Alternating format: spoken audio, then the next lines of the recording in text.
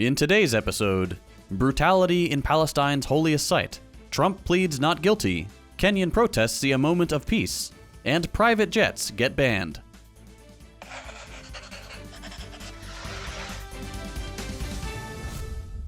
Today at dawn, Israeli police attacked and arrested Palestinian worshippers in a violent raid on the Al-Aqsa mosque, the third holiest site in Islam, located in occupied East Jerusalem. 400 Palestinians were arrested and currently remain in Israeli custody, despite wide condemnation across the Arab world and beyond. The event coincides with the holy month of Ramadan and the eve of Passover. Witnesses stated that the Israeli aggressors used excessive force, including stun grenades and tear gas, causing suffocation injuries to the worshippers, followed by beatings with batons and rifles. At least a dozen people were injured. The Palestinian Red Crescent, part of the Red Cross, stated that Israeli forces prevented medics from attending to the injured or entering the Al-Aqsa area. In a recurrent act of Israeli violence around the compound, Palestinians were physically pushed out of the mosque and prevented from praying, as Israelis were allowed to enter under police protection. Israeli police made a statement that they were forced to enter after so-called masked agitators locked themselves inside the mosque with fireworks, sticks, and stones which were thrown at the highly militarized Israeli police as they assaulted the mosque.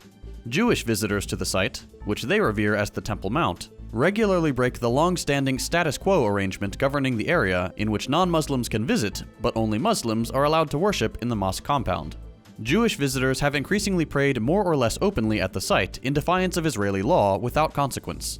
Tensions continue to rise as both bombings of Gaza and attacks on the mosque increase, as well as controversial Israeli building projects which threaten the foundations of the compound. Israeli nationalist elements regularly threaten the mosque as well, and attempt to disrupt prayer and other worshipping activities. More generally, the situation has become less manageable for the apartheid government, as protests rock the country over a controversial judicial overhaul, which would allow even the smallest majority within the Knesset to override Supreme Court rulings. Donald Trump, the first former US president to be criminally indicted, pleaded not guilty today after being charged with 34 counts of falsifying business records. While this has caused excitement among American liberals and vocal objection among conservatives, it has also sparked conversation about the fact that the first indictment of a US president was not centered around war crimes, of which every US president in living memory has been guilty. The central government of Iraq has reached an agreement with the country's semi-autonomous Kurdish region to resume oil exports from northern Iraq through a pipeline to Turkey. The prime ministers of Iraq and the Kurdistan regional government announced the deal at a press conference in Baghdad on Tuesday.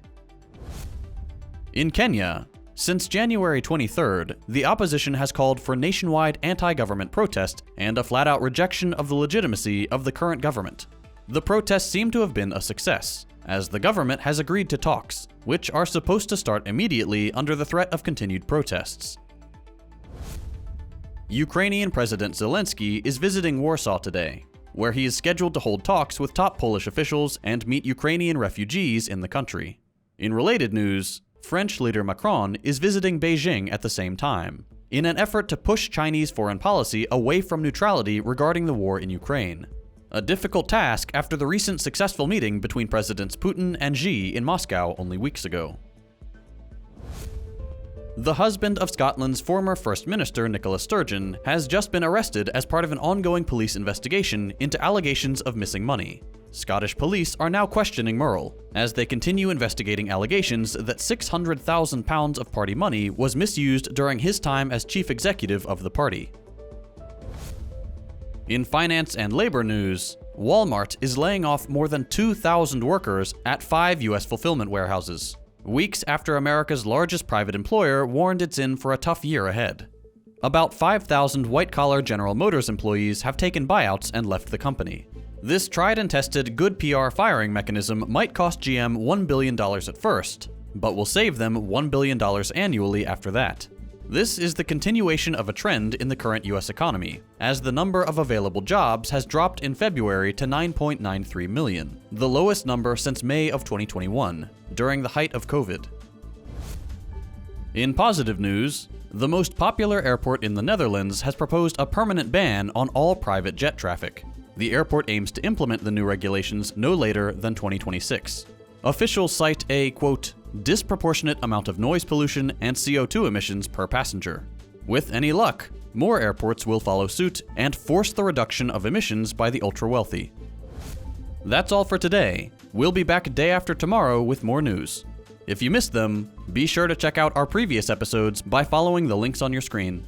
As always, you can support the show and get the news in text form a few hours early by becoming a patron at patreon.com/firstthought.